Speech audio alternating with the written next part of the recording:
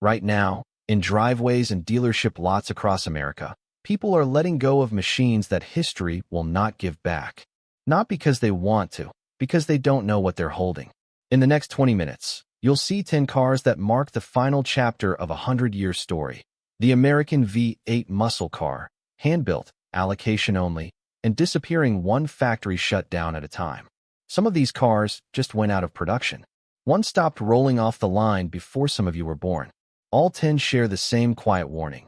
Once the line stops, it never restarts. The 2025 Corvette ZR1 is already selling for more than double its sticker price, before some buyers have even taken delivery. A Buick built in 1987 for under $30,000 now trades for more than $250,000. The last true V8 Charger and Challenger left the factory floor with almost no fanfare at all. Somewhere between denial and regret, there's a small window open right now. This list is built for the people who don't want to miss it. Stay until the final car, because the last one on this list isn't old at all, and it's already breaking the market. Chevrolet insisted this wasn't the end. In March 2023, when General Motors confirmed the 6th-generation Camaro was dying, the message from headquarters was almost defensive. This is not the end of Camaro's story. No successor, no timeline, no V8, just a promise, and a collector's edition package slapped on a car that was already being erased from the lineup. That's the mistake collectors are watching happen in real time. A company kills a nameplate, dresses the last one up in black paint, and a callback badge referencing the Camaro's original 1960s code name, Panther, and hopes nobody notices there's no plan behind it. The final ZL1, 1LE Collector's Edition rolled off the Lansing line in January 2024. After that, silence. 300 miles away, Dodge was staging the same funeral for the Charger. The SRT Hellcat Redeye Widebody was the last Charger anyone could buy with a supercharged Hemi V8 and 4 doors, before the badge got handed to an electric replacement nobody asked for. Owners who bought Hellcats in that final year weren't buying a car. They were buying the closing chapter of a format American manufacturers had built since the 1960s, one they were now walking away from, all at once, inside about 12 months. Here's what most buyers missed. When a manufacturer discontinues something under regulatory pressure rather than low demand, the car doesn't lose relevance. It gains a ceiling. Production simply stops, and no amount of demand afterward can add a single unit back to the count. That's not marketing. That's math. Some owners understood this instantly and parked their Redeyes and collector's editions with delivery mileage, betting the shrinking supply story would write itself. Others treated them like ordinary used cars, drove them hard, modified them, and sold them within a year or two at a loss most sedan and coupe buyers take for granted. Right now, both mistakes are visible in the same online listings, side by side. One group is going to look very smart in 5 years. The other is going to wonder what happened. Because here's the part almost nobody talks about. Not the end of the story is a phrase companies use when they don't want to admit something is actually over. GM said it about the Camaro. Nobody at Chevrolet will say when or if a V8 successor is coming. And that uncertainty is exactly what's about to make the ones already built worth more than anyone expected. Most Firebird owners in 2002 didn't think they were driving the last one ever built. They thought Pontiac would find a way to bring it back, the way it always had before. They were wrong twice over. Not only did the Firebird never return, 7 years later, Pontiac itself stopped existing. That second part is the detail almost nobody factors into the story. General Motors killed the entire Pontiac brand during its 2009 bankruptcy restructuring, folding 100 years of history into nothing. Every Firebird on the road today, including the final Trans Am WS 630th Anniversary Collector Edition, built in the summer of 2002 at the St. Therese plant in Quebec, is now permanently orphaned. There is no parent company left to revive it, no badge left to slap on a comeback model. Compare that to the Camaro and Challenger, where GM and Stellantis at least dangle the possibility of a return. The Firebird doesn't get that option. It simply ends, full stop, forever. Ford's Mustang Shelby GT500 tells a quieter version of the same story. The final S550, Generation GT500 left showrooms after the 2022 model year. Its supercharged 5.2-liter V8 making 760 horsepower, more than any factory Mustang before it. Ford didn't kill the Mustang outright, so the panic never spread the way it did for Charger and Challenger buyers. But it did retire that specific flagship, replacing raw supercharged menace with the dark horse and, eventually, a track-focused GTD that starts well north of $300,000 and puts real GT500 ownership out of reach for almost everyone. Here's where collectors keep making the same mistake twice. They assume a nameplate surviving means the special version survives with it. It doesn't. The Mustang lived. The GT500, as buyers knew it, did not. And the Firebird proves what happens when nobody's even left to argue the point. Trans Am values have crept upward for years while most owners weren't paying attention, treating a genuinely extinct brand like just another used GM coupe.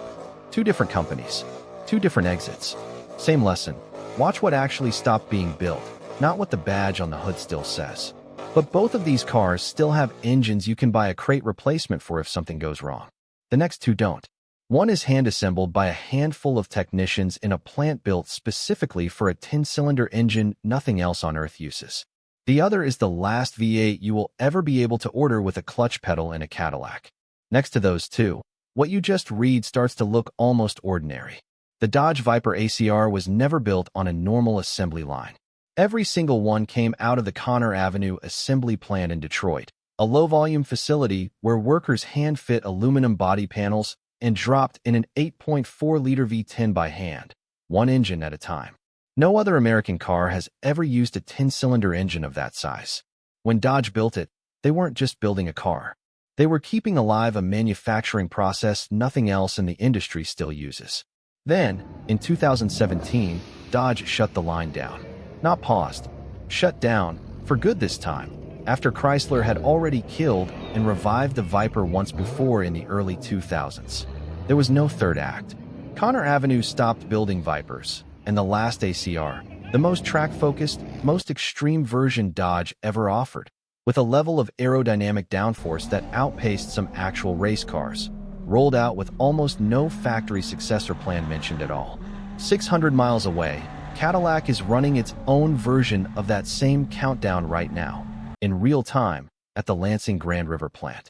The CT5-V Blackwing is the last car in America you can order with a supercharged V8 and an honest 6-speed manual transmission. GM has confirmed production ends after the 2026 model year, and while a second-generation CT5-V is reportedly coming, nobody at Cadillac will say whether the manual gearbox survives the transition. Every rival abandoned the stick shift years ago. BMW pulled it from the M5 back in 2016. The Blackwing simply never followed. Here's the part collectors keep underestimating. A hand-built V10 and a 3-pedal supercharged V8 sedan aren't rare because they're old. They're rare because almost nobody else on Earth still knows how, or bothers, to build cars this way. Once the tooling gets sold off and the technicians move to other lines, that specific manufacturing knowledge doesn't get rebuilt for a 5% sales bump later. It's gone. So here's a real question worth sitting with. If you had to daily drive one of these two disappearing machines, the hand-assembled 10-cylinder Viper or the last stick-shift V8 Cadillac, which one would you actually choose? Drop your answer below, because the comments on this exact question always split down the middle. Compared to what's coming next, though, both of these look almost restrained. The next car isn't just rare. It was built to set off airbags in a factory demonstration. Dodge couldn't even tell you how many of these it was going to build. When journalists pressed CEO Tim Kuniskis at Roadkill Nights in 2023 for a final production number on the Demon 170, his answer was blunt: I don't know. The company had floated an upper limit of 3,300 units, but even that was framed as a maybe. For a car this expensive and this extreme, nobody running the program could say with certainty how rare it would actually be. That uncertainty turned out to be the whole story.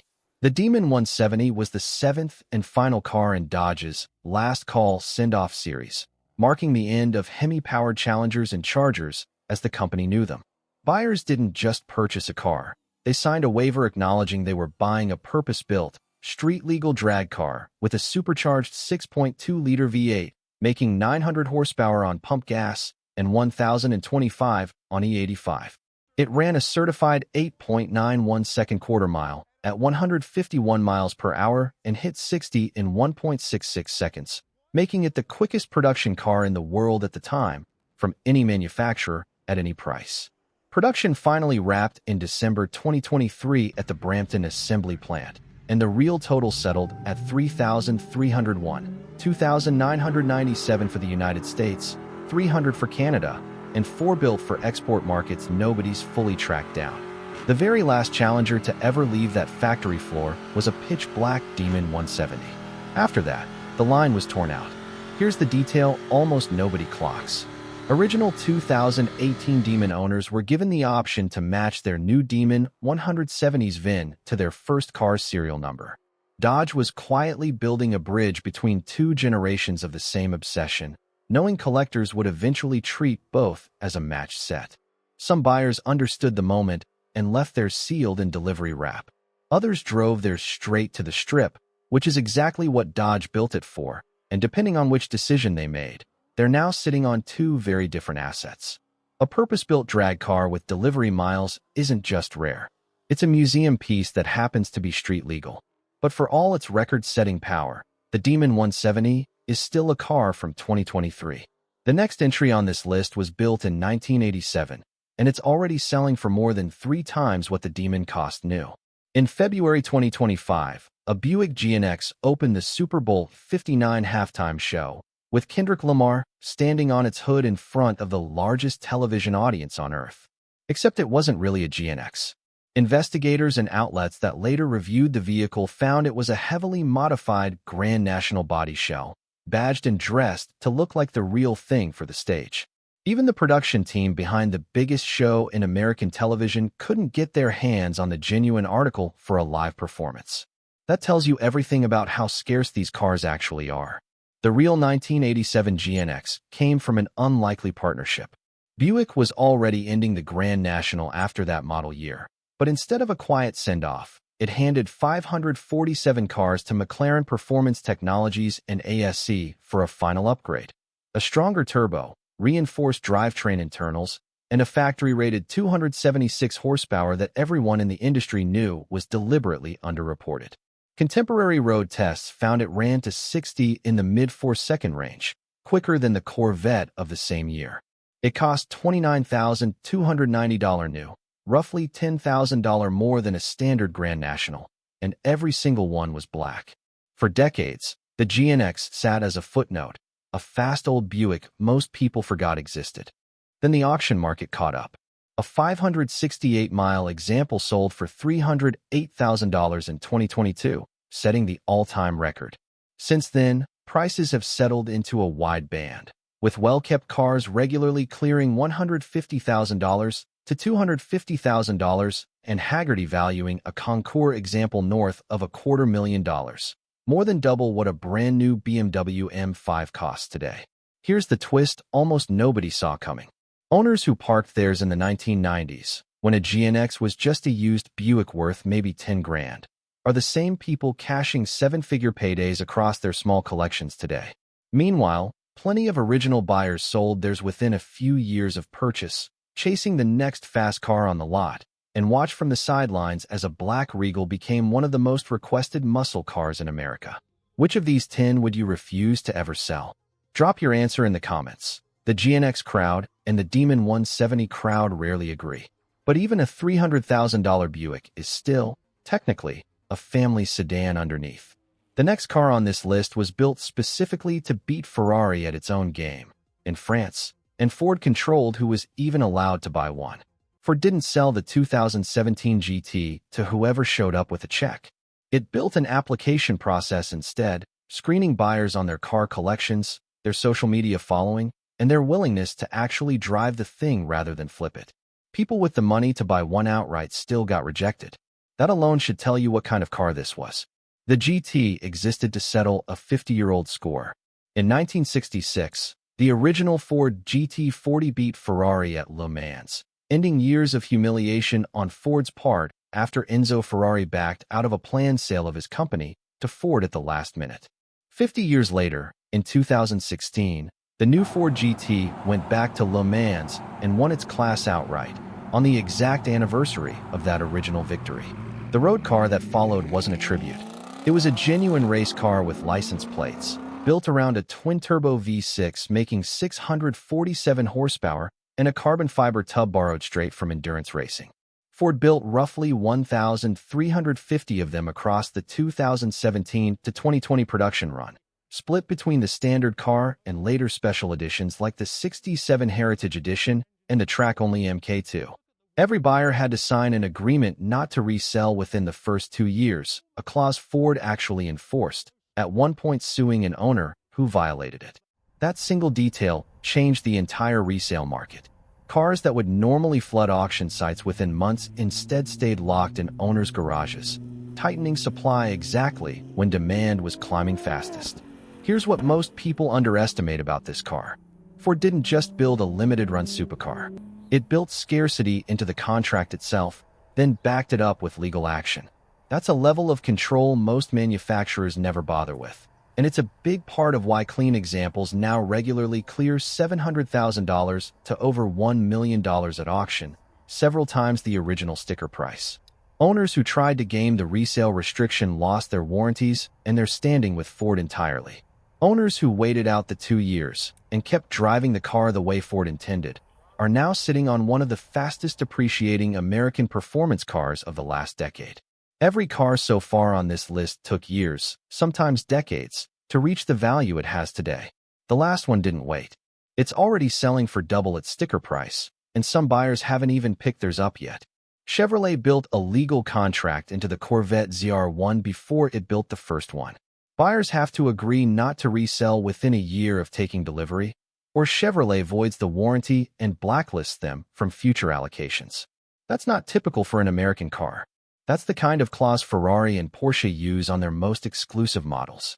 Chevrolet looked at what it built and decided it needed the same protection. It's easy to see why. The ZR1 is the most powerful production Corvette ever made, running a twin-turbocharged 5.5-liter V8 rated at 1,064 horsepower, a top speed over 230 miles per hour, and a quarter mile in under 10 seconds. It starts around $175,000, which sounds enormous until you compare it to actual rivals. A Porsche 911 GT3 starts higher. A Ferrari 296 GTB costs nearly double. For the performance on paper, the ZR1 is, on paper, one of the cheapest supercars in the world, which is exactly the problem. Deliveries started in 2025, and dealers immediately understood what they were sitting on.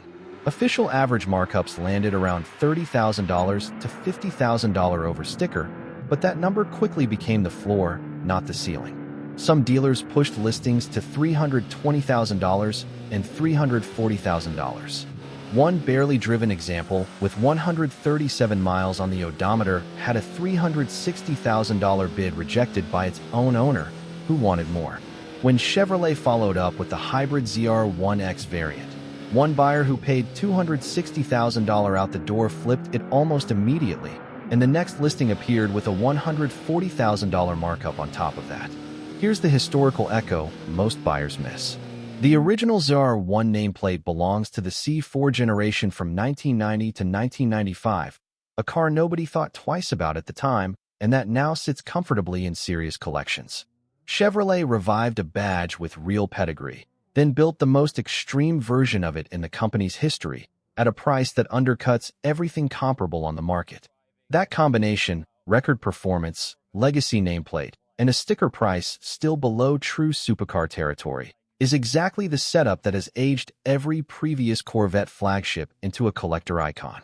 Some owners are already treating theirs exactly like that, sealed, stored, insured, and left alone. Others are cashing out immediately, taking 6 figures in pure profit before the car has even been broken in. Both bets are happening on the same car, at the same time, right now. 10 cars. One pattern repeating in every single one of them. The Camaro and Charger got killed off with vague promises instead of plans. The Firebird lost its entire company. The Viper lost the one factory on Earth that knew how to build it by hand. The Blackwing is finishing its run with no confirmed successor. The Demon 170 and the GT were built with hard limits from day one. The GNX sat forgotten for 20 years before anyone noticed what it was. And the ZR1 is proving, in real time, that the same story can happen in under 12 months instead of over 3 decades. The lesson underneath all of it isn't really about horsepower. It's about timing.